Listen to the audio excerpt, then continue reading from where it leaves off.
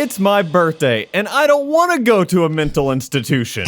I'm Nathan Simmons, and my burger's weird. And I'm Dustin Goes to Hollywood, and we rock and roll. And this is the Silver Lining Slumber Party, a podcast that tries to find the silver lining and maybe finding out that you're crazy. I never want to spend the night with any of you.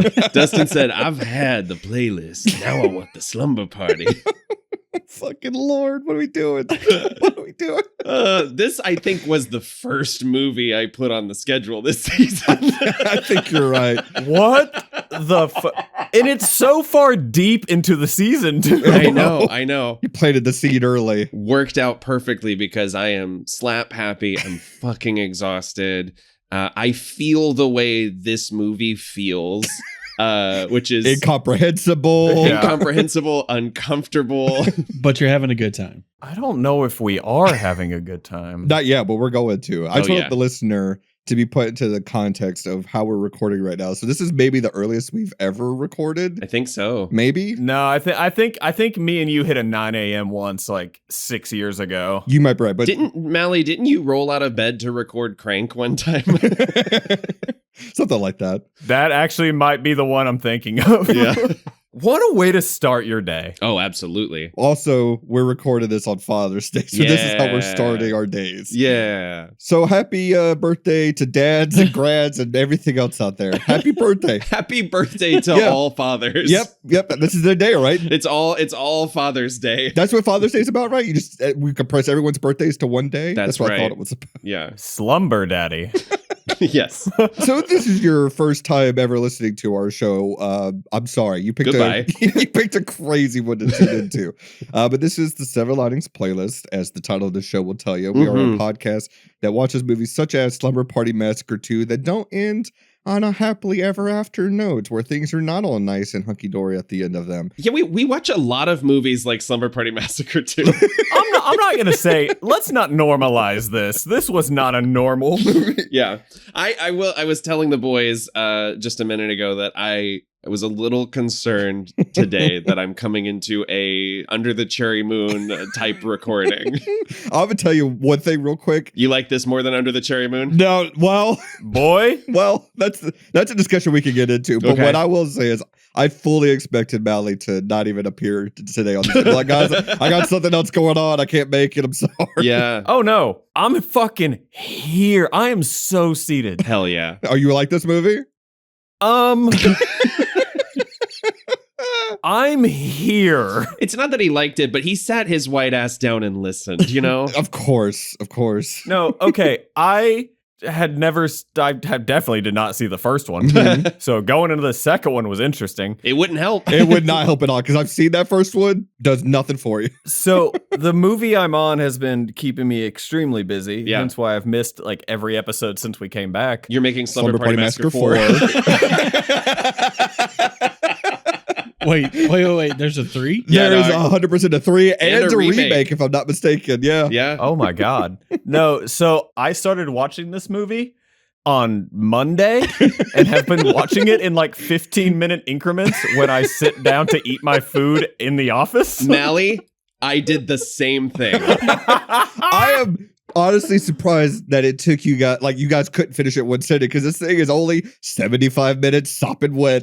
Nathan and I are out here doing stuff, okay? It's 72 minutes without credits. Yeah. You're absolutely correct. And you know what? Pro tip, if you doubled speed all the musical numbers, it's 40 seconds. And also, I would argue, because it is only 72 minutes without credits, this is arguably not a movie. This Fair enough. is a video. Yeah. A music video. A music video. A video experience. Mhm. Yeah, no, I've been in final dress all week for the play that I'm doing. So I was the same way. I was literally coming home at like 11 o'clock at night, exhausted, putting on 10 to 15 minutes of Slumber Party Massacre 2 and then going to sleep. So this has been like percolating in my brain for the full week. That's insane. I watched it last night, and I got to tell you, Plex did not want me to watch this movie because it shut off like 4 separate times and I'd have to restart it. So JT said the same thing. Yeah. This 75-minute movie ended up being like a 3-hour experience. Hey, just a heads up. I got to one of the ending deaths and then it cut off again. I was like, I think I've seen enough. Yeah. JT didn't finish it. I just didn't finish. Wait, what were you guys watching this on? A fucking 80 satellite feed? What the fuck? I was watching it on Dustin's Plex, so ask him. I don't know what was going on with Plex last night. Oh, I watched this shit on AMC and I got that Plus, or that shit worked perfectly. Well, hold on. This has got to be on Tubi, right? Well, this has got to be on Tubi. Guys, I watched it on my 4K copy of this movie. Of course you did. Of course you did. And yep, I will go ahead and tell you, it is on Tubi. I feel like a 4K version of this movie looks like 1080p. Yeah. Yes, it does. Yeah. You know what's funny? I love that the thumbnail on Tubi is the greatest character in the film. Yeah. The guy who leans out his door and says, "Damn kids." The guy that has maybe 4 seconds of screen time. Yes, he's credited in the end credits as Mr. Damn Kids. Damn Kids, one word. Oh my It's God. one of the funniest things I've ever seen. That's awesome. Dibs on that. Dibs on that title. Oh my God. Yeah, that's one of the better named bit parts. Yeah. So this was a first time watch for the three of you. Yeah, I had seen the first one. Yeah. I actually watched the first one on a whim less than a year ago. And That was during your slasher deep dive, right? I think you're right, yeah. And then I didn't bother going to the second one, even though I had seen the poster and I was like, oh, what the fuck is that all about? Yeah, sure. And then when I saw you put it on the schedule, I was like, okay, I can just wait then. I'll hold off. Are they all rockabilly themed? Not at all. Oh. Wait, what? So the first one's this kind of interesting mishmash because it's a Roger Corman produced movie. Yep. But it's written and directed by women. Yep. And so there's a lot of really interesting feminist undertones to the film. Wow. It's funny you brought him up because I heard a very fucked up story about him last night. Oh no. Oh. Continue. We will discuss that off air. But because of the Corman of it all, they were obligated to put a lot of skin in that first movie. Yeah. And so they would get it out of the way. And then they also found ways to critique and satirize the slasher genre. That first movie's very funny. There's a whole sequence where a character keeps opening a refrigerator to get a drink and a body is starting to spill out of the refrigerator and then they just close it back up after they get what they need. There's a great bit where they're all hiding from the killer who's just murdered a pizza delivery guy. And they're like, well, we're still hungry. So they open up the pizza box and put it on the dead guy's back and start eating. It's a very funny, weird movie. And then the sequel, the Wikipedia page tells me that the killer in this movie is the reincarnation of the killer from the first film. That is not established at all in this movie. I gotta tell you, nothing is established in this movie about this killer. No.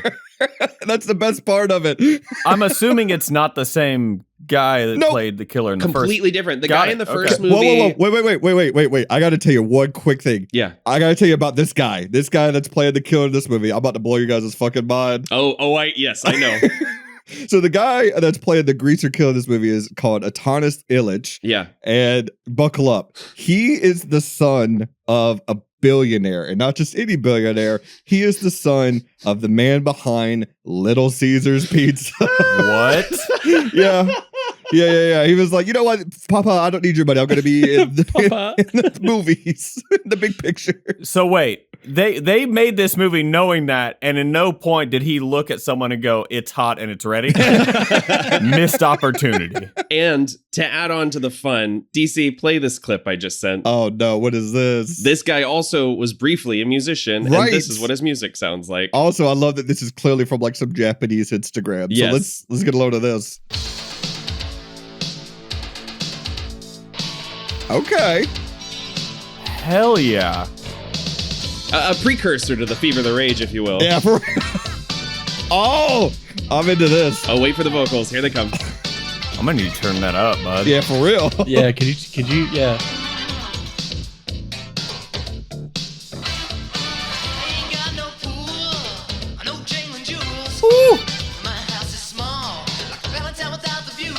Little Huey Lewis in the Bad News, you know what I'm talking about? For real.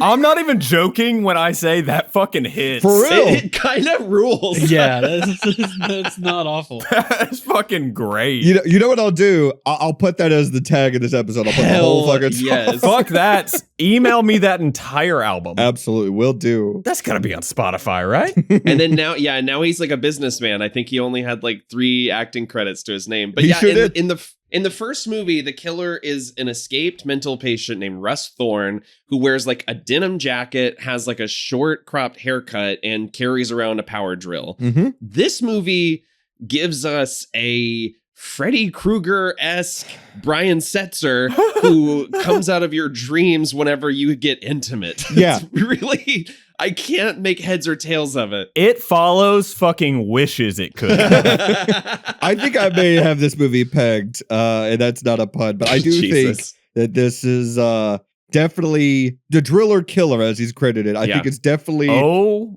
my! First off, dibs on that band name, Right? I think his weapon of choice, which if you haven't seen the movie, is a guitar that is. It looks like it grew from hell. Like it looks like it's got like spires and shit. Wait, didn't DJ Drillikilla open Coachella this year? Yeah, he did. I think so. I think he did. Okay, I thought so. It looks like the axe from Mandy Yes. with a drill at the end. Yeah, and it's got a drill for a headstock, which I don't even know how you would keep that guitar in tune. That's what I was saying. Like, how are you tuning this? I have no clue. Hell magic. Also, you know that guitar's in like drop B. He's playing some heavy stuff, but I think that drill represents angst against heterosexuality because anytime a character is about to get intimate, this drill comes out and kills the male co-star of that scene. Oh yeah, Like, absolutely. this guy just hates heterosexuality. That seems to be the whole point. And it's also an incredibly phallic shaped weapon. Take that, you breeders. Oh my god. No, but I it's so weird because the main character of this movie, Courtney, is a supporting character in the first film, the younger sister of the main character of that movie. And yeah, this movie is like, because you helped kill this other killer, you're just ruined for life. You'll never be able to move past your trauma. And I think there's maybe another version of this movie that has something to say about that, but it's not this one. No, not at all. No, it's funny because it is played by a different actor playing Courtney in this one. And Courtney was like, how would you describe her character? She's like, what, like 14 in the first movie? Yes. Or something like that. And she's like, incredibly horny, Yes. I guess would be a way to describe that character. And it's used like to very great comedic effect in that first one. Yeah. Like each of these films, well, the first 2 movies and the remake have a comedically charged peeping Tom scene that is just like, here's what you came to see this movie for, right? And look how stupid you are, represented by these 2 guys that are watching. And it's the fact that this movie is written and directed by a female director, as is the first movie. It does put a different spin on it, but we're gonna break all that open as we get into the info dump.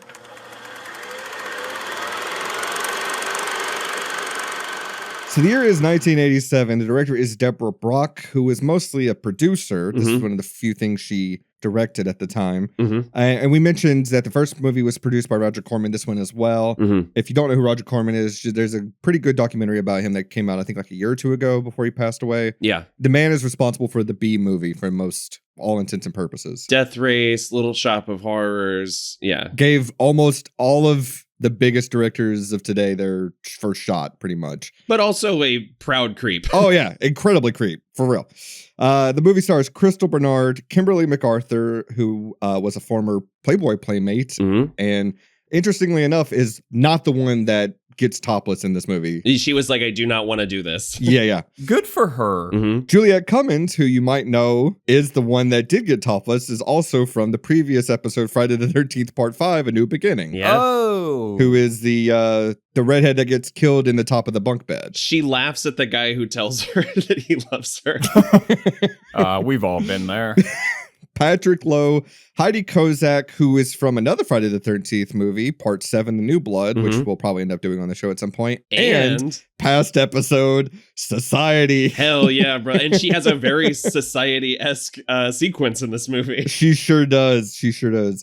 Joel Hoffman, Scott Westmoreland, Jennifer Rhodes, Cindy. It's funny you wouldn't think that all these people are in this movie, but I this is know. what Wikipedia is telling me. Cindy Ilbacher, Michael Delano, Hamilton Mitchell, and of course the previously mentioned Atanas Ilitch. The budget of this movie was only $500,000, which explains a lot. Really? Because I don't think it shows on the screen. Yeah, where is it? Well, I was going to say $500,000. I think it's just going to the guy's wardrobe, the guitar prop, Sure. because I believe he broke it at one point and they had to make a new one. They did. Yeah. And it managed to gross $1.3 million worldwide. So, hey, it made over twice its budget. Honestly, that's impressive. Yeah. I was going to say twice your budget isn't crazy if you include marketing costs, but I feel like this didn't have any. Probably not. That's about half of what Fire Walk With Me made worldwide. You're So, probably right. And it currently has a 36% on Rotten Tomatoes. Tomatoes? Oh, Rotten Tomatoes. Rotten Tomatoes. But that is only the audience score because only 4 critics have reviewed this thing on Rotten Tomatoes, so it does not have a critic score. Right. We just need a couple more for that 100%. I gotta say, I would rate it higher than 36. Mhm. I'm surprised you like this movie, Mally. It sounds like this is your favorite movie of all time. That's crazy. He made a point to be here. He did. He showed up. Yeah, I showed up. That should, I mean, come on. I'm also just waiting for like someone else to show up to the office today and hear me screaming about this movie. Yeah. I gotta tell you before we get into the trailer that this episode is sponsored by Diet Pepsi, which is also the drink of the film because the Diet Pepsi is all over this fucking movie. I think we're also co-sponsored by Tokyo Convertibles. I think so. I gotta ask, what is a Tokyo convertible? Is that a metaphor for anything? A euphemism? I don't know. Okay. I want to be your Tokyo convertible. I'm just so proud. Oh, God. I want to have fun with you. That was going to be my bid introduction. All right, well let's see what this trailer has to say about this movie. I'm so curious. What if the trailer is like, he's the reincarnation of Russell? Like the trailer gives us all the backstory. Well, let's find out. Hell yeah. I love when I light a cigarette and the fog machine behind me turns on. Smoke goes through his ass. Smoking is so cool. Courtney Bates has got some weird friends. I have got the fastest growing zit I've ever had in my entire life. I mean, look at this thing. That girl actually gags. Like, Yeah. I feel like that actress almost threw up. Like I said, making movies was easier when you could just cast 45-year-olds in every role. Yes. Oh, the way. That's That was the Prince cameo. that's the Prince cameo right there. The little twirl. He hits that spin exactly the same way he does in fucking Purple Rain. Just a great time. They put censor boobs in the trailer. Yeah, boobs in the trailer that are blurred out. Now it's time for the fun part. I'm so confused by all the shots of the friends during the dream sequences. Like, the dream sequences are fucking incomprehensible in this movie. I'm perplexed by the geography of this condo that they're in. Sure. Because they make it seem like it's massive, and I don't think it is. Like, No, I don't think so either. I think they have exteriors at a different house. Yeah.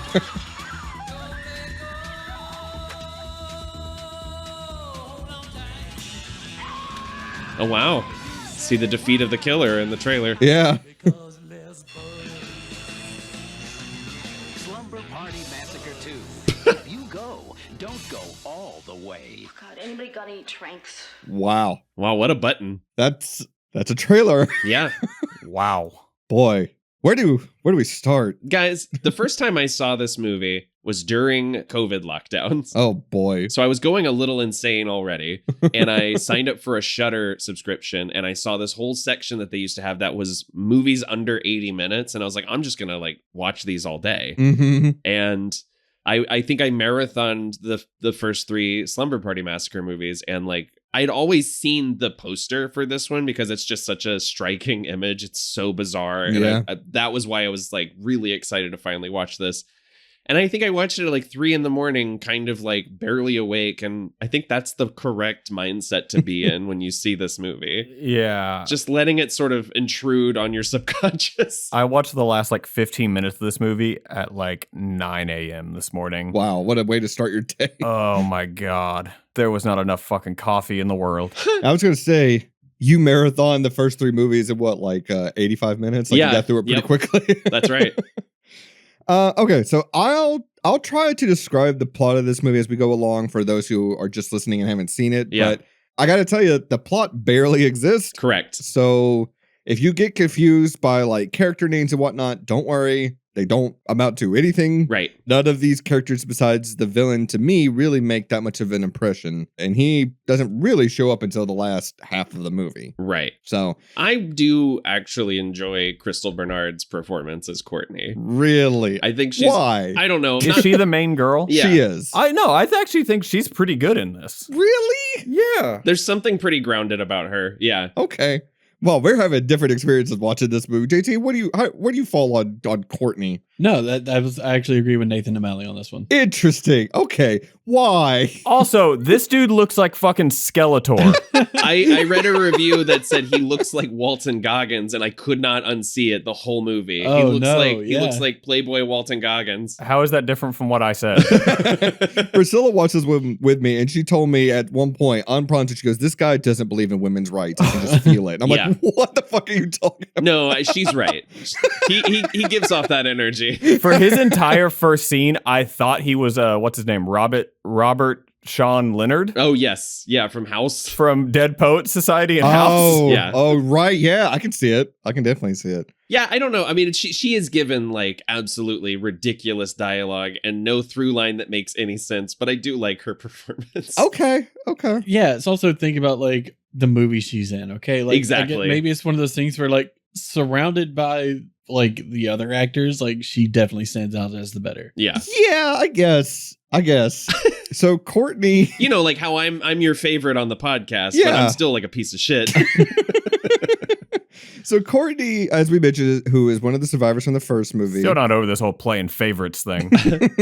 She's starting this movie dreaming about this guy, Matt, Yeah. who is playing football shirtless, seemingly by himself. Yeah. And then she starts to remember the previous movie and all the murders from that film. Yeah. She's got her little murder scrapbook. Wait, so she was in the first movie? She is, but a different actress, and she's aged up here. Yeah, because there's a 10-year jump between the movies or something like that. Not 10 years, but like a few years jump. And she's still in high school or whatever. Yeah, with her hair reaching up to heaven. It also looks like in this dream where Matt's playing football that like just off camera, you could maybe spot Greg Sestero and Tommy Wiseau playing football too, because that's exactly what the scene feels like. Absolutely. And then Courtney gets ready to go to school, and she puts on a shirt, a sweater over that, and then suspenders. Man, this is a fucking fit. There's a lot going on with wardrobe in this movie. You're right. But that's just the 80s. What are you talking about? Oh, Amy's look a little bit later on in the movie is Yes. fucking crazy. It is. Speaking of that, Amy goes to pick her up in her car, and Courtney spots a dead bird just sitting on the sidewalk. Which she just dreamed about, because constantly in this movie, she has these dream sequences to pad out the runtime that just Mhm. show us clips from later in the movie. Very Mission Impossible kind of thing going on here to connect it with last week's episode. If the movie ended with her waking up in the entity coffin, Dun, dun, dun, dun, dun, dun, dun, dun. But yeah, her friend Amy picks her up from school, and she goes, "What were you looking at?" And Courtney goes, "A dead bird." And Amy responds with, "You are so weird sometimes." I'm like, what? yeah, What do you mean? What? yeah, you're always looking at dead birds. She puts on her makeup and talks about how her mom doesn't want her putting on makeup. There's like a subtle, like there's a couple of bits that are about like how her mom doesn't want her to grow up, essentially. Right. Which feels like we're starting to hit at some of the themes of the first one, but not Yeah. quite getting there. Yeah. And then this begins one of many musical sequences in this movie where Guys, I like this song. Honestly, the music in this movie fucking rules. I'm going to say it. I like this song. I don't care. I like this song. This is the only one where I'm just like, this is so silly. But no, it's not the only one. But it's like the one song that I'm like, this is the only song in the movie that I wouldn't listen to in my idle time. Oh, okay. But it is fun. It does feel like Annie and Lori driving around the neighborhood, like Yeah. their riff on that, but they're listening to like dumb synthwave. Oh no, my favorite bit is later in the movie when they're all dancing in the condo Yes. and like they're like dancing all happily. I'm just like, y'all are dancing to like basically a Nick Cave song. What is Yes. happening? Yes. It's like kind of like a downer, dark song, and they're just like, I wanna be your Tokyo convertible. which, to be fair, is how I danced to Nick Cave as well. Sure. Yeah, it's most of the runtime. I feel like at least 1/3 of the runtime is just the girls singing and dancing Yeah. for seemingly no other reason than just to pad out the runtime. But they run across Matt, who is the guy that Courtney was dreaming of. He pulls up next to them and just blocks the whole road. I know. There's a car behind them waiting and everything. His cheekbones could cut through steel. Sure Yeah. could. But they invite Matt over to their band practice later. The acoustics of this band practice in this garage are fucking incredible. That know. snare with the gated reverb Incredible. is fucking insane. Again, man, it was the 80s. Everything had gated reverb on it. You're absolutely right. This song is good. This is like this song is good. It's like a Till Tuesday or the Bangles kind of vibe. It's fun. Mm-hmm. But yeah, no, this is a hell of an 80s look that Amy is rocking right here. She's got on a sports coat jacket, It's great. a loosely tied tie, Yes. a white button up, and jeans tucked into the boots. Yes. It's a nice look. It's how I dress. Well, see, that's literally the outfit I was going to wear to Nathan's wedding, but I was like, well, I don't want to step on the groom's toes. Sure, no, I get it. But you fellas have seen I'm a boot tucker. Yeah. I always tuck my jeans in. Mm-hmm. Not the only thing he's tucking. Hey. Hell yeah, dog. But this also starts one of the mini sequences where it's so obvious that the girls clearly are not actually playing these instruments. No. There's a part where like clearly the guitar is strumming and yet Courtney is just kind of doing like one note singular at a time. Yes. Pretty funny. We do see at one point Heidi Kozak does hop behind the drum kit without a song playing, and I think she can actually drum. Yeah. But like I think she's the only one. What's funny is there is a quick shot later on in the movie where it's just everyone but Courtney coming into the house. But Courtney. They're overlapping dialogue. You can't understand what anyone's talking about. And then, Sally gets behind the drums. It starts to play. And it's so clear that, like, oh, this is the first time we're actually hearing diegetic Yes. snare in this movie. Yeah. Absolutely. I even got the drum roll right. I would fucking hope so. Matt pulls up and they go for a little walk and he's like, yeah, I like your music. And he does not stay for another song. No. He watches half of a song and leaves. But he also says, I like your music. And she goes, thanks. Yeah. Like, there's a long pause in between that. And I'm like, oh, I understand why this is barely a movie now. I got it. And she's like, we're going to go down to this condo that Sheila's dad owns. You should come hang out with us. And he's like, oh, you're a bad girl. He says it like that too. These weird oneers of like, whenever they cut, like the weird framing on these shots, there's like Mhm. POV shots for Courtney Mhm. constantly. And it's just people talking. It's so strange. So I noticed that too. I wrote down at this point in the movie, I was like, every shot of Matt is right down the barrel, like, Yeah. perfectly centered. And then I realized, no, it's pretty much most of the movie. Anytime a character's talking, it's almost always direct to camera. Yeah. And I was like, this is a very strange choice direction wise. I don't like it. I don't either. I don't like him looking at me like that. Oh, also Priscilla said he looks like his balls would smell a lot too. I forgot to mention that. Priscilla, Oh my God. our finest film critic, she is operating on another level. Can we just mic her up and get her on real quick? Hold on, actually, that might. I want to see if she does say the same thing she said last night. Hold on, Priscilla, come here. Let's see if we can get her in here. I want to see if she says the exact same thing as she said last night. Please. So while we're waiting on that, there's a trope or like a movie trope that like if there's a drummer in the band, Yeah. that character has to be seen with drumsticks in every scene they're in. Yes, Every scene. yeah. Her and her pink drumsticks. I Oh, like yeah. that. Dude, last night I told Christy that and she was all like, do they do that? And for the life of me, I could not think of another movie that. But I know it exists. I know it's a thing. Detroit Rock City. Yeah. He carries around his drumsticks prominently in that. Steve Zahn, right? In that thing you do. Oh, Always maybe. has his, Yeah. I don't know. Your theory is bullshit, JT. Yeah. What the fuck is she eating here? She's eating beef stew, a salad with no dressing, and a tall glass of milk. that looks like dog food and chocolate milk that you've barely mixed. I don't know what the fuck is going on there. It looks like the evolution of the Cheez-It casserole from Oh, Paranormal Activity 2. Ooh. Also, I texted you, JT, instead of Priscilla. So let me text the right person this time. Oh, man. Lot to unpack there. Sally's singular pigtail is a choice. Yeah. And yeah, we fade to black out of this band practice up to this disgusting bowl of what looks like dog food to me. Yeah. And then Courtney goes up to her room and calls Matt. Matt's bedroom is a vibe. This Oh. man's got Dude. a red light bulb. Oh God. I can talk for an hour about his Giallo room. Dude. I don't think we need to talk about it for an hour. I don't know. But I have to say, before we get there, we have the line. Just because we could doesn't mean we should. We have the line that Mally teased at the top of the episode, which is like, Courtney's mom really wants to go visit her sister Valerie, who is the heroine of the first movie, who's in a mental institution now, could not move past her trauma. Yep. Oh, wait. So this is the sister of the main character from the first one. Yes. Right. Oh, okay. This is all making a lot more sense now. I don't know if it does. Because I thought the mental institution sister was going to come back, but it just never did. No. I didn't realize that was a connection to the first movie. Still very confusing if you have seen the first movie. Got it. Okay, great. Oh, I should clarify. She is not in a mental hospital in the first movie. They She's both not. survive and are fine. Yeah. And then this one starts off like, oh, the older sister got put in a mental hospital, and now we're following the younger sister. So there is no real connection. You know, it's like in Jaws 4 where they're like, Roy Scheider's such a pussy that he died because he's scared of sharks. He died of fright. The shark is the scariest fucking guy I've ever seen in my life. Courtney says, Sunday's my birthday and I don't want to go to a mental hospital. And then she says, can't we go to Valerie's some other weekend? And I'm like, you're saying that like the hospital is her house.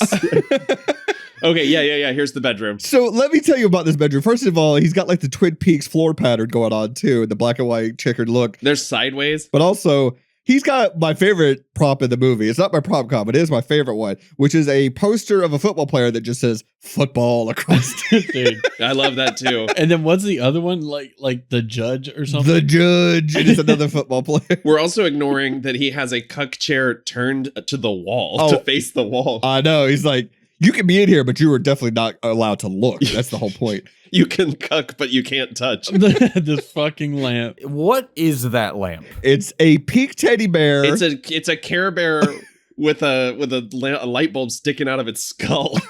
And he's waving at you. What is that lampshade? Yeah, it doesn't. It's all crooked and bent up. It looks like.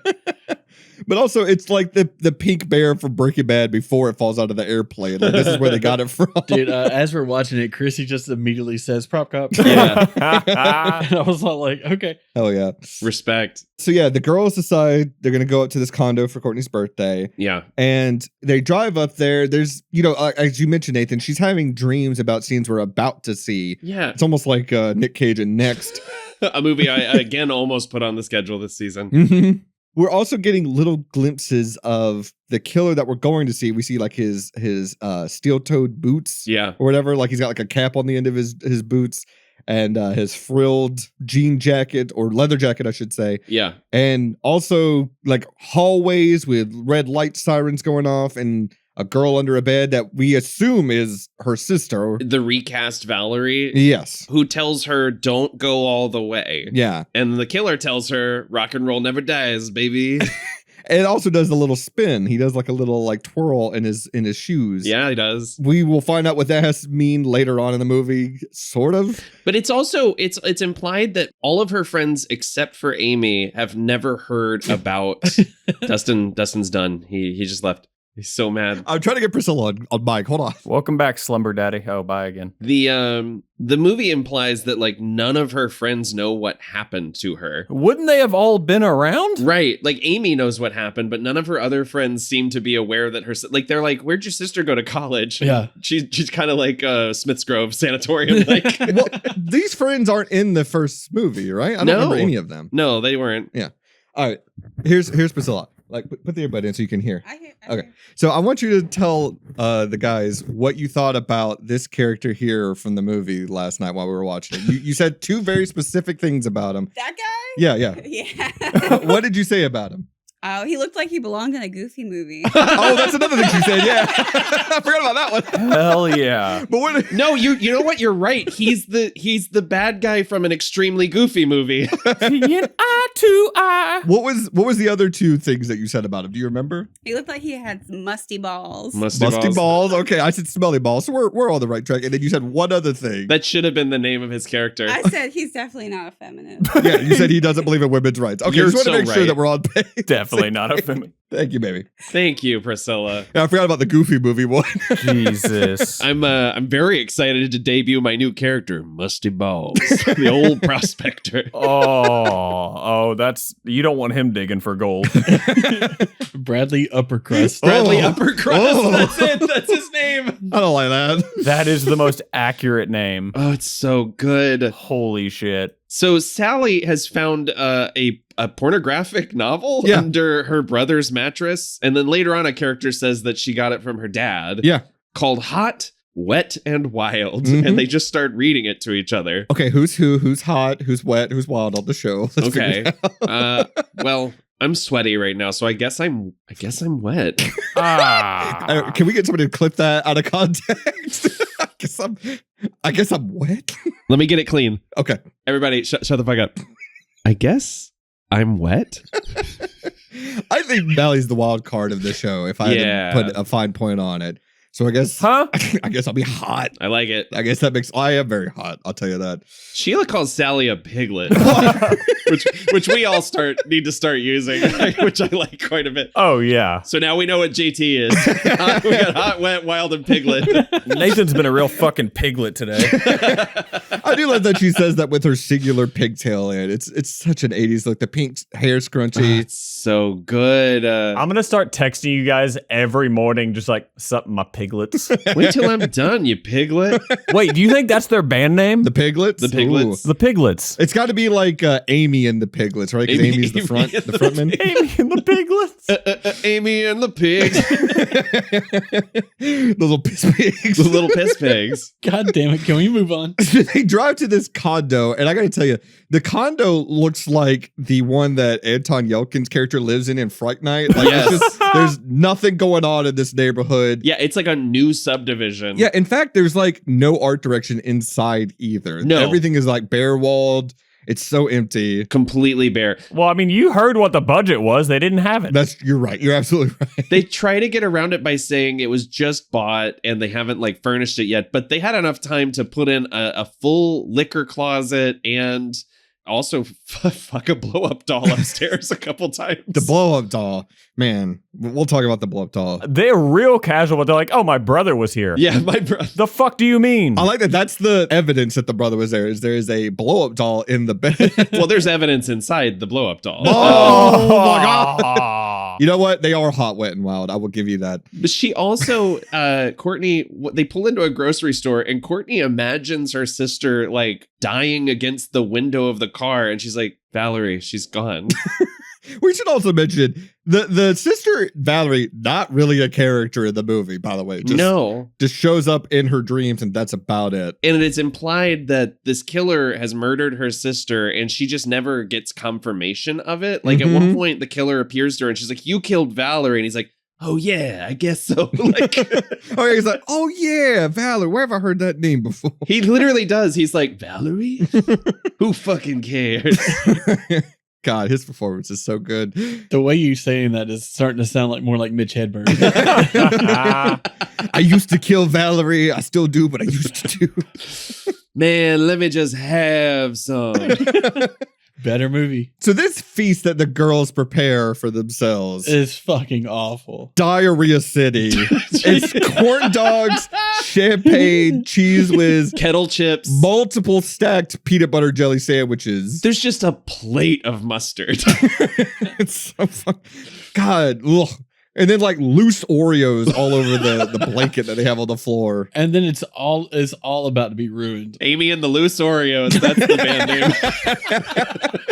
name. God, it's so fucking disgusting. And then, yeah, the girls start to have their quote unquote slumber party. This is what you all paid money for, right? They put on Rock and Roll High School and start dancing to a song that's not in that movie. I was going to say, these are the assholes that put on a movie with the volume on, but also put on the radio with the volume on. Is that what it was? Because I thought they turned up the TV and I'm like, the opening of Rock and Roll High School is in fact the Ramones Rock and Roll High School. Yeah. No, it's two separate devices, I'm pretty sure, which is also Rock and Roll High School, another Corman produced movie. Yeah. Which I also own on 4K. Oh my God, of course you do. Oh, I guess you're right. They do turn up it is the song from Rock and Roll High School. But anyway, they have an impromptu music video dance where they're all voguing for the camera. Yeah. the camera that's not there. Oh my god, they line up and do like a Breakfast Club dance. Yeah, they're like waving their arms and doing a hand jive. It's so weird. And they also are dousing each other in champagne, and only one of them takes their shirt off. Sheila starts humping the lamp. Yeah, Sheila's wild. I had to ask Chrissy. I was like, "Is this what happens at slumber parties, right? Like yeah, this is evidence at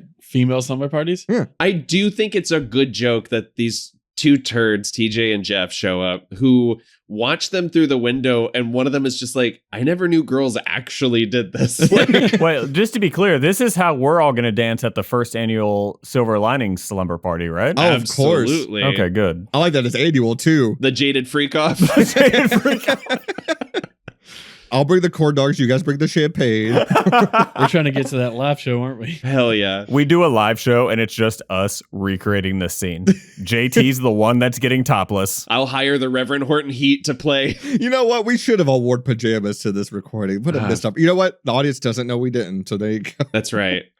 But I do like that the two guys show up, two characters we have not been introduced to. And then it just seems like they're just some pervs that are looking through the window. It turns out, no, these are two of their boyfriends. Right. And yeah, I like that they start spraying each other with champagne. Only Sheila takes her top and bra off and goes, I'm all wet. Yeah.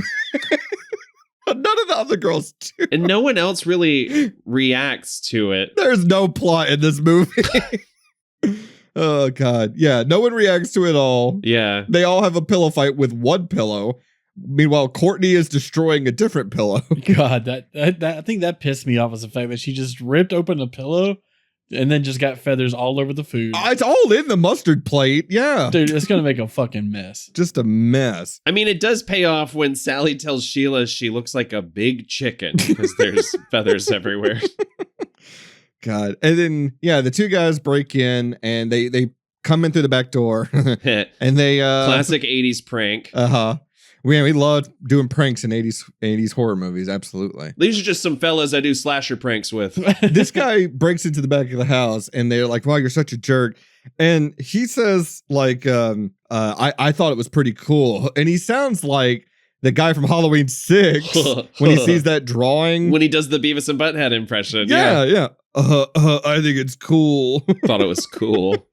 This guy's accent is insane. It's wild. So they try to go to sleep later that night. And as I mentioned, I think a third of the runtime in this movie is, impromptu music. But also, I think a third of the runtime is people trying to sleep or dreaming. And they can't go to sleep because Sheila and TJ are doing it too loud. And Sally explains the more they do it, the louder they get.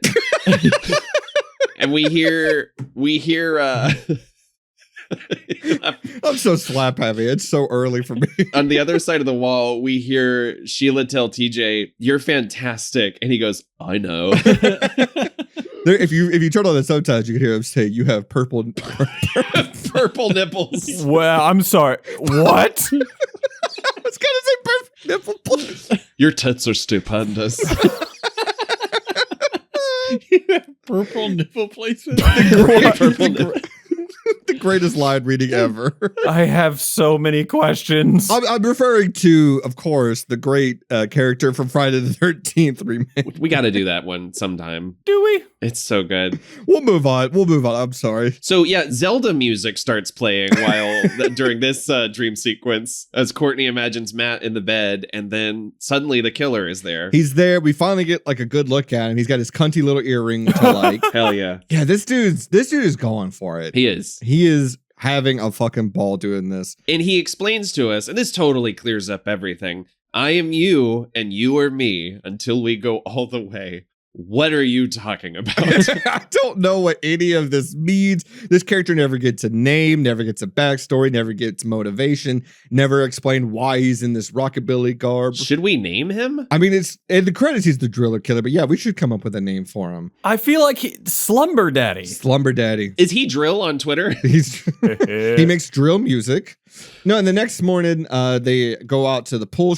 First of all, Courtney wakes up on the kitchen floor. No one seemed to bother to like wake her up and let her know that. It's also so overcast I know. when they're filming this. I know. But they're out there at the pool, and then one of the guys brings this blow-up doll out here. Yeah. I gotta say, I did not care for the shot where he takes the blow-up doll, which has an open mouth. Stuffs his toes in the mouth. It's I think Sheila's toes. Is he it? like puts the doll like all over, and then like there's a close-up shot of like the doll going. Oh, yeah, you're right. All over. Jesus. I did not care for that at all. He's also slapping it around. Yeah. And then TJ offers to help Courtney with her Look- headache. Oh.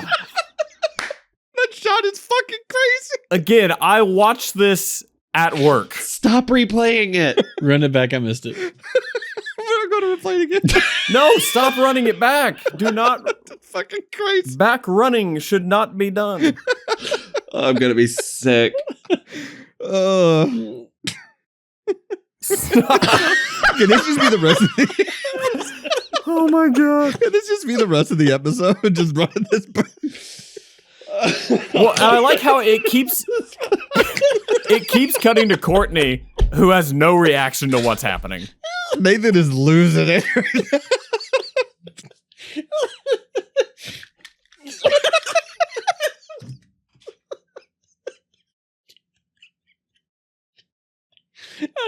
I didn't know I was gonna have this good of a time on this episode. All right, one more. We'll do Oh one more. my We'll do one more. Then we'll move on. Again, this episode's unreleasable.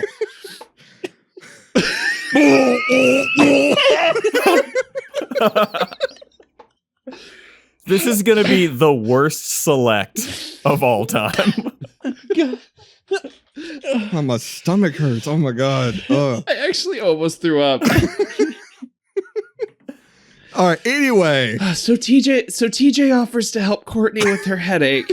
Rubs her neck for a minute. There's a fun little bit where Sheila looks like she's getting God damn it, DC, stop. The only Why are reason, you rewinding it again? Wait. The only reason I'm running it back one last time is because I want to give a time code for the listener. If they haven't seen the movie, but they want to see this. That's a good excuse. Whatever. Go ahead. No, it isn't. There's no excuse. Cut to 32 minutes and 22 seconds, and then yeah, that's. Oh my god. You know what? I haven't seen the remake, and I know it's a remake of the first movie, but that shot's got to be in the second one. We're done. We're fucking done. Just fucking straight to Silver Linings. None of us have one. Fucking subscribe. Patreon. Fuck off. I mean, I do have to leave in 30 minutes. Oh shit! Okay, let's so- move on. Let's move on. So Jeff throws Courtney in the pool after telling her he was going to help her with her headache. And when they bring her up and they have to like resuscitate her, and he's just like, "How's your headache?" Yeah, this guy is the worst. I want to say. What an asshole. Yeah, he's the worst. Also, I don't know if you guys caught this, but like when he's offering to help her with her headache, he grabs her and it just cuts to Sheila saying, "Get your hand off her boob." I before he noticed that. throws her in. Yeah. It's really funny. But it's not subtitled for some reason. I thought that was strange. But yeah, they wake up. Sally is talking to her. She's like, "Oh, I've got this zit coming in," and she goes, "You have nothing on your face. Your face is perfect." Yeah. And she goes, "Well, it's not there, but it's just under the surface." Oh, it's foreshadowing, right? This will come back into play. Cream corn comes back in a huge way. I mean, I would not be surprised if they had cream corn at this fucking impromptu party they had. I do think that's what the zit is made of later. Ugh. And then we just get another scene of the guys reading this hot novel, Hot, Wet, and Wild, for, again, seemingly no reason, where Courtney imagines she's eating a hand burger, not a hamburger. His burning lips seared her rose of a mouth while his pulsating tool drove deep into the confines. Don't like that. Is it too late for Tool to rename themselves Pulsating Tool I like that. and go on tour like that? Yeah, she finds a hand in her burger, throws it across the room, and says, "My burger's weird." And they're like, "Oh, well, here's a chicken sandwich." Like, no one fucking cares. And then we get an impromptu concert where the Mhm. girls badly play their instruments to another song that goes on forever. This song is maybe another 40 minutes of the movie. It's intercut with scenes of them all hanging out around the house. Courtney's stroking a photo of Matt like she's Wolverine in that one episode of the cartoon. I should also mention we're like halfway through the movie. No body count yet. No. Not anything. Unless you count Valerie. Which question mark if she's dead or not? Right. Yeah, they have the part where they like wash the car while they're playing this music. Yeah. It's very strange. And then yeah, Courtney goes to the fridge and A mutated rotisserie chicken that squirts blood out of its neck hole attacks her. It looks like doo-doo. It does look like dude. It looks like she's... Well, let's just loop this part now. We moved on from the sex doll. Yeah. We're gonna loop this part. Oh my god. Wait, the effect looks like doo-doo or what comes out of the chicken looks like doo-doo? Both. I think both. Yeah, both are true. Ugh, that's so gross. This brings new light to the phrase stroking the chicken. Like, it's just... A thing we all say. We all say that, right? It's not just me. It does look like straight up doo-doo coming out of this neck hole. But they make fun of her and they're like, go get a bath. I gotta say, You smell like shit. I think this movie has introduced a new version of Wrong Kid Died. Oh, yeah? How so? I think Wrong Sister went to the mental hospital Yes. because I feel like Courtney should be the one that should be in there instead. A chicken. And she tries to take a bath and it's filled with blood. Meanwhile, Sally's writing a song that sounds like it would be the worst song ever written. Mm-hmm. This like, what I want most is a pie in the sky. Well, I mean, I gotta tell you, a drummer that's also the songwriter, not bad. Not bad. Yeah. How often do you see that, JT? They're basically an all-girl mastodon. Absolutely. Yeah, she tries to take a bath. She envisions it's filled with blood. She runs out to get Sally to help her, and they come back in, and it's just regular water. Because this isn't enough of a Nightmare on Elm Street knockoff yet. I We have know. to have the bath scene. I know. It looks exactly like that, yeah. Yeah. And then, yeah, Sally's like got these pimple patches all over her face, and then Courtney just imagines that her face becomes like this blob spewing pus. Cronenberg-esque blob. Yeah. I do think Courtney's really good in the scene right before this where she brings Sally upstairs and she's like, I couldn't turn the water faucets off. And then she's just so flustered and she's like, I suppose they weren't on, and she just starts crying. I think it's a nice little acting moment. But yeah, Matt's suddenly there. I was going to say, she runs downstairs into the arms of Matt, who has not been introduced into this house yet. And asks his friend TJ, did you drug her? Because Mm-hmm. she's being weird. And yeah, they go upstairs. Sally's nowhere to be seen. At one point, they're like, I don't know, maybe she's dead. I haven't seen her. And then they hear like this crunching noise coming from this trash compactor. Right. The snap zoom to the trash compactor got a good laugh out of me. Oh, yeah. Courtney thinks that maybe Sally's in there for some reason. Well, and Amy at one point is like, maybe there is a psycho around here. We should listen to Courtney. I'm like, what would that have to do with literally anything else you've seen? Like Anything at all. the zit, the chicken, the hamburger. We have like 20 minutes left. There's no way we make it through this whole fucking movie. Well, I gotta bring us up to the next scene, which is I like this non-bemulleted cop chewing the fucking scenery Yeah. in this scene, who of course is named Officer Kruger. And his partner, Officer Voorhees. Is that really his name? I would not be surprised. Yes, it if that's is. Is it really? Yes. Oh my god. In the end credits, yeah. Incredible. And the cop is just like, you wasted $200 of taxpayers' money. And he says that to Sally, who wasn't even there when Yeah. they called the police. Yeah, it's not her fault. I love the part where TJ's like, nah, go away. You're supposed to be dead. You're supposed to be dead. But I like this other cop, I guess Officer Voorhees, where he's like, come on, Kruger, Denny's is holding our booth. That got a huge laugh out of me. That's how I'm gonna start leaving the house from now on. We gotta go, Denny's is holding the booth. So we get this nice moment where everybody leaves except for Matt and Courtney. He brings her a birthday cake. Wait. Yes. Wait. I gotta say, when he enters the room, because before he enters the room with the birthday cake, he goes, are you ready for a surprise dessert? Oh, no. Show of hands, how many thought he was gonna be hanging dog walking through this door? Because that's what I thought this was applied. Like Chris Evans and not another teen movie. Yep. Yeah. Just the whipped cream bikini. Absolutely. That's what I thought was going to happen. Dude, this whole time, like, they have a whole conversation with the candles lit, and Chrissy's like, just pull out the fucking candles, Yeah, I right? know. Like, this is a fire hazard. That cake is useless now. Yeah, this is a fire hazard. Uh-huh. And would you believe that it takes a while? Oh, it takes a long time for them to blow out these candles. Even the scene that's coming up where a severed arm gets thrown through it, the candles are still lit. Uh-huh. Yeah, they were gonna do it with the candles still lit. Mm-hmm. And he does try to relate to her, and he says, I know you and your sister helped kill a murderer. That's a really heavy trip. I also got to say, this is where we find out, because this is not in the first movie at all, that we find out that the house where all of the events of the first movie took place at happened at a house owned by the Cravens. Right. Which is not in that movie. That's because they had a different name in the first movie. Yes. Yeah. Yes. Ridiculous. They're just making shit up as they go along. I gotta watch this first movie. I think I do too. It's kind of fun. It's a very generic 80s movie, but it Yeah. does have a lot of intentional comedy that's pretty good. There's some good stuff in there, yeah. So Ashley's watched 3 of these movies with me. She only remembers this one. Like, she will tell me, she will swear up and down. She's like, we never watched Slumber Party Massacre 1. Like, she just is fully, just does not remember it at all. So yeah, the killer appears now. For real, though. Like, for real. For some reason. Yeah. Drilling straight through Matt. Yeah, he is.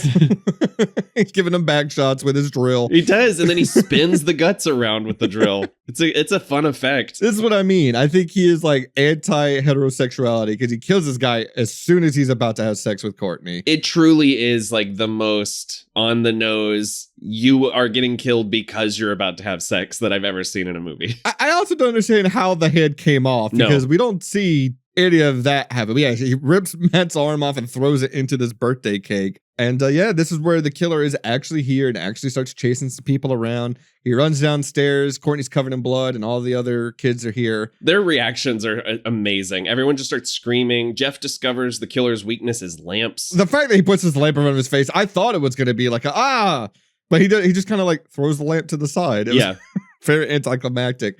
Sally just kind of accepts her fate here because she stands up against the wall and gives this man plenty of time to retune his guitar and then drill her through the chest, because that's how everyone dies in this movie. I really like the cat picture in that frame, though. Oh, yeah, absolutely. Yeah.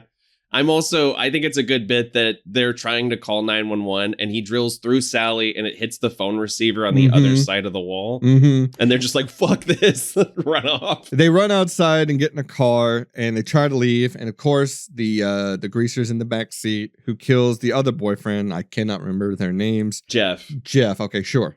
And who fucking cares? Dustin said. I just accept it. Yeah, I don't care. The problem here is the killer shows up at the 50-minute mark. And then the next 25 minutes of the movie is running to and from the house. Like there's not really anything of substance here. Yeah. The group splits up. I say compared to the rest of the movie. The group gets split up between Jeff, Courtney, and Amy, and then the other boyfriend, I think his name's TJ, and Sheila. Yeah. And they're running to one house, TJ and Sheila. They run into this guy's house and knock on the door.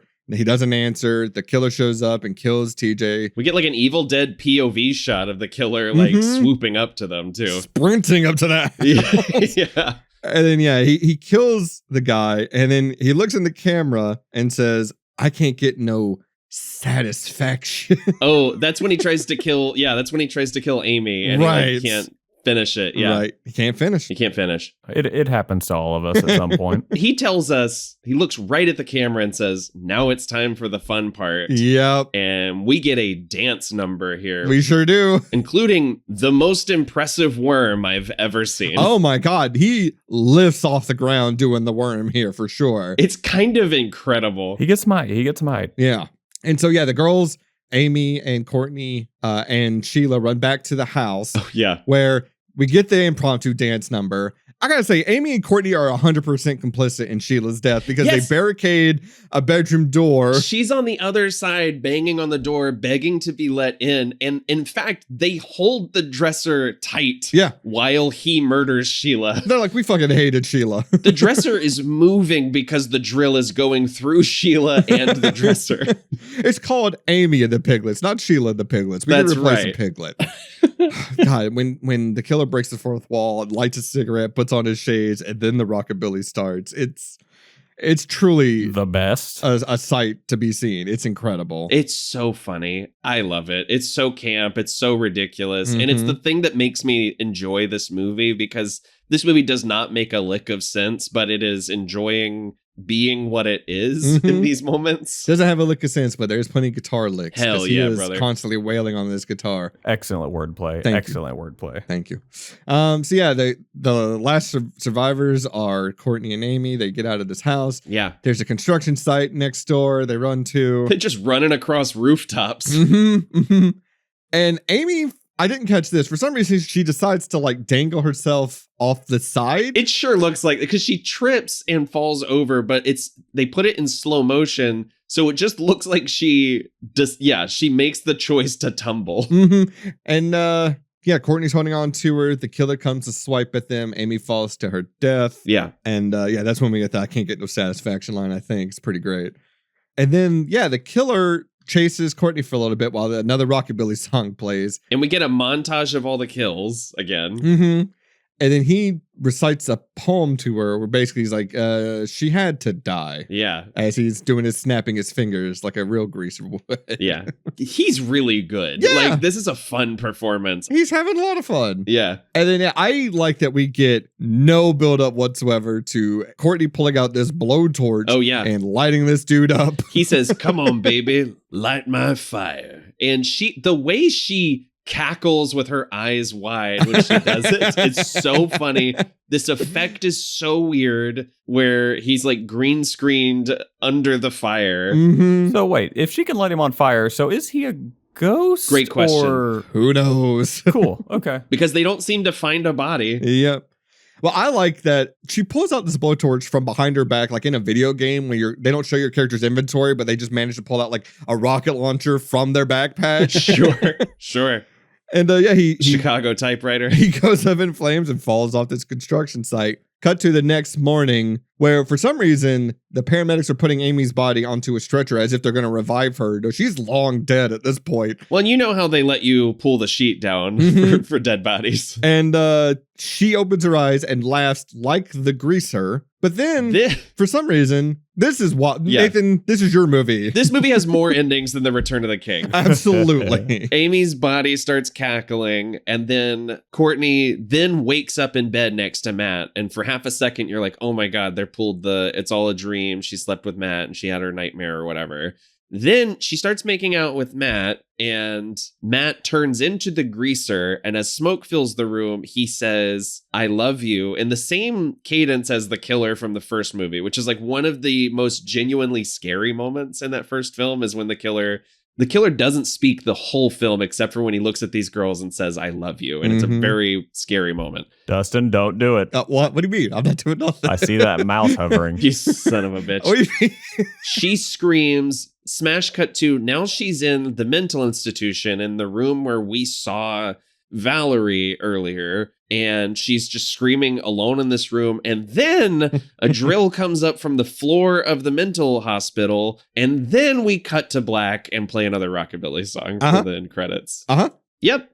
And then Tubi's like, do you want to watch Slumber Party Massacre 3? And the answer is no, because it's not, that one's not a comedy like at all. It plays it totally straight and it does not work. The ending of this movie raises more questions than I had throughout the entire runtime of the movie. Which is why I put it on the schedule. It's one of the most baffling endings I've ever seen. Like, it's technically oh no, the horror will continue ending. But guess. For me, it's a cliffhanger. It's a what the fuck. It kind of hits all the bullet points of movies that qualify for this show. Yeah. I don't understand it. It's basically like Inland Empire. So it's the perfect Silver Linings movie. Absolutely. Mally. The drill coming out of the floor, it just wiggles around like a dildo, like just flapping around. It's so fucking phallic implied. Like a toe in a doll's mouth. Like a toe in a doll's mouth. Why would you even bring it? Don't do it. Don't. Perfect cue up. Here it goes. Here it goes. Here it goes. It's so funny that like he has his mouth open too, implying that he's making the doll's mouth open. I hate you. Does the doll have a mole on its back, or is that like where you blow it up at? Like, I don't what's know. going on there? I'm really upset I came back for this episode. Yeah, that's the Slumber Party Massacre 2. It Do we have any notes that we missed, fellas? Weirdly enough, we covered almost all of my notes. Perfect. Oh, I hate it. Well, without further ado, let's go over to Prop Cop. So the Prop Cop is where we're all going to pick one prop each from the movie Slumber Party Massacre 2. I think I'm going to take the blow up doll off the table. I don't think anyone was going to pick it, but just in case. No, I don't want that. Okay. Thank God. What prop do you want most, Nathan, since this is your movie? I really love Amy's sports jacket at the beginning of the movie. Sure. It's a good look. Sure. Mally, let's go with you. What prop do you want? Dead bird. Dead bird. Sure. Dead bird.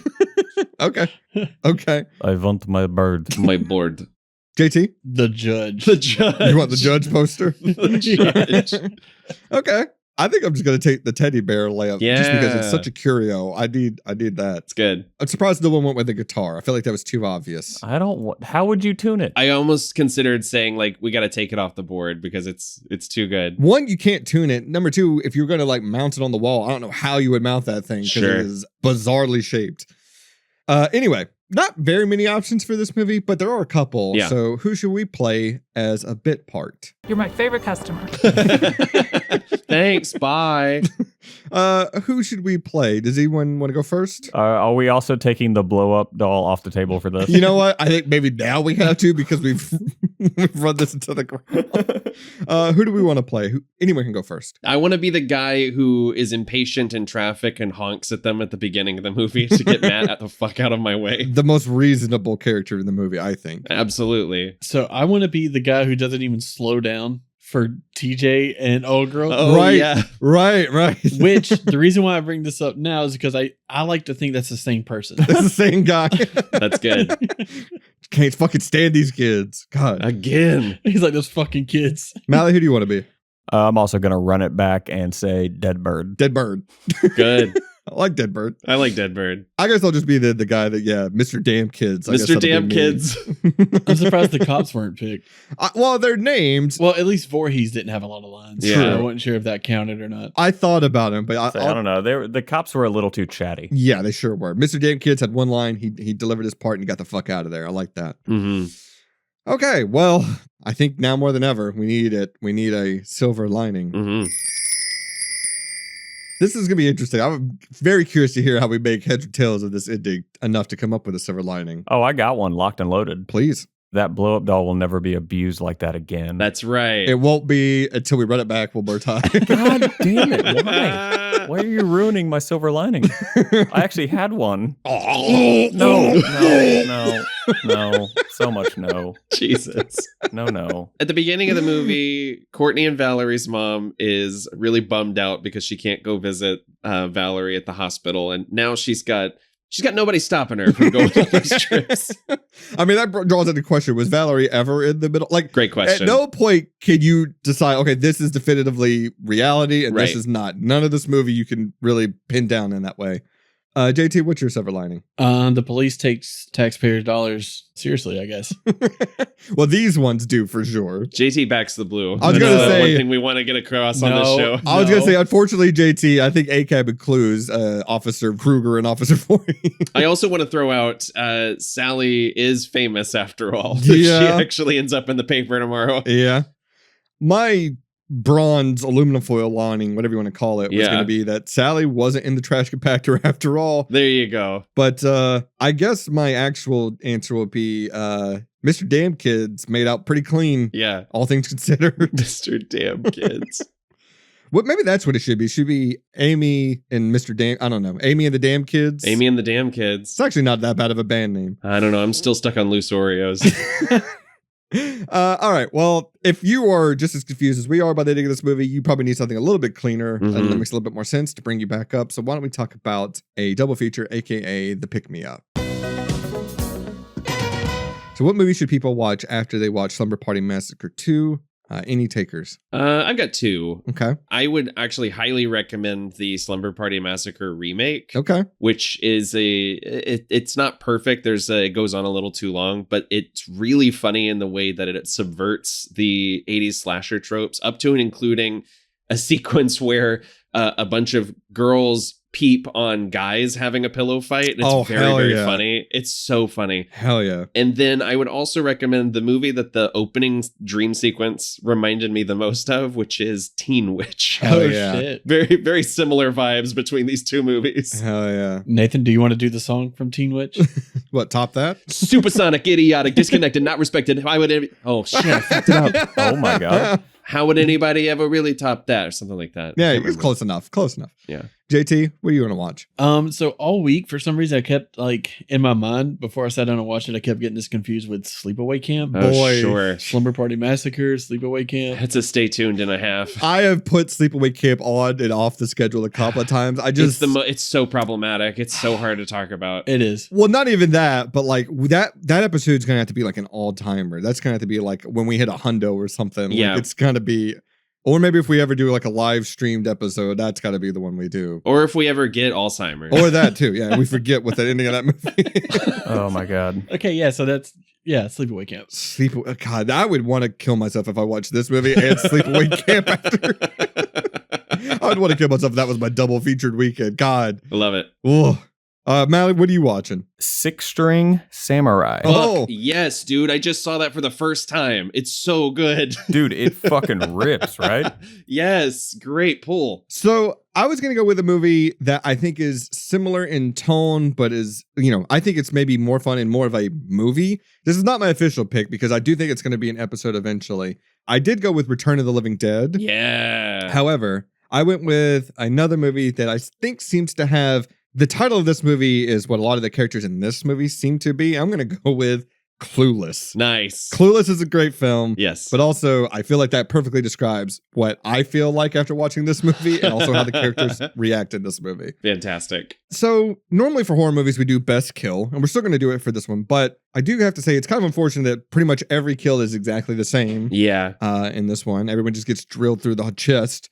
But I'm curious to hear if you guys have a different opinion or if you have a solid answer for this one. I don't know if it counts, but I go with the driller killer getting set on fire. It's pretty good. Well, what about like Sally's pimple thing, the effects on that, even though it wasn't real? Yeah. It's so gross. It was so gross, yeah. Not bad. I was going to say, out of all the people that actually get drilled in this movie, I think Matt's is the best, only because his whole fucking arm gets ripped off in the process. Fair point. Somehow, yeah. Somehow. Yeah. He's like dead center in the sternum and the arm comes off at like the fucking shoulder. I don't understand that. Somehow the driller killer returned. All right. Well, I gotta go. Do we recommend Slumber Party Massacre 2? With my whole chest, yes, sir. Okay. JT? Okay. Mally? Nathan's got to go, man. Oh, okay.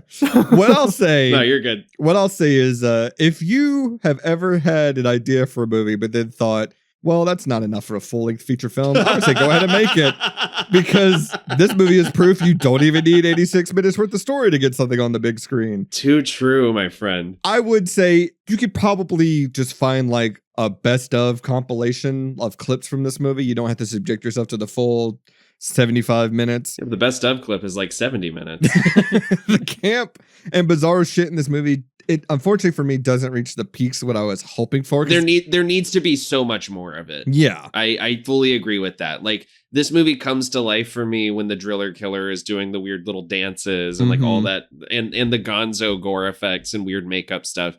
There's not enough of that to justify the runtime, which is already short. Yeah. In all seriousness, this is a huge mixed bag, but those peaks are so worth sticking around for, I think. Yeah, the peaks are high. Like, there's like 3 or 4 moments in this movie that truly were worth it. But yeah, there's just so many scenes where long stretches of time, nothing is happening. And that's to its detriment. Agreed. But I mean, I guess if you got nothing else better to put on, why not? It's like I said, it's only 75 minutes. Go for it. Who fucking cares? Am I right? Who gives a shit? So that is Slumber Party Massacre 2.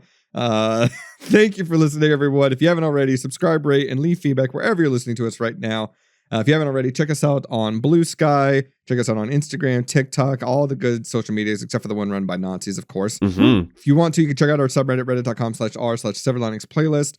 You can check out our website at tslppodcast.com. If you want to email us, you can do so at theseverliningsplaylist@gmail.com.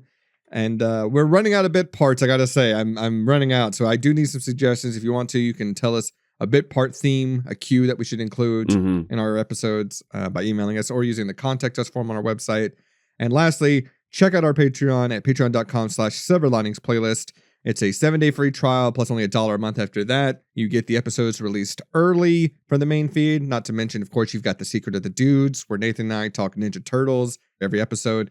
When this episode comes out, the episode tomorrow, we will be talking about the second Michael Bay produced film, TMNT Out of the Shadows. Oh, that's a bummer. Yeah. We'll see. We haven't even recorded that one yet, so we'll see. And yeah, I got to mention, this is the last day, actually, for me to be able to say this. But yeah, happy Pride. I'm sorry we didn't mention it throughout this entire month, but this movie felt more Pride adjacent than any of the ones we've covered, I think. Yeah. And yeah, I think that's everything. So the last thing I got to do is give you guys a clue for my pick for next week. So next week is a movie that I promised last season that this season we'd cover the movie that potentially has what I believe to be the worst death on screen in a movie. Oh, God. boy. Or at least what I think would be one of the worst, at least for me to experience. Yeah. And we're covering it next week. And also, I guess I want to play a game. Hey. Anyway, that's what we're talking about next week. Yeah. Ha ha ha ha. Yeah. That's all for this week. Any parting words, fellas?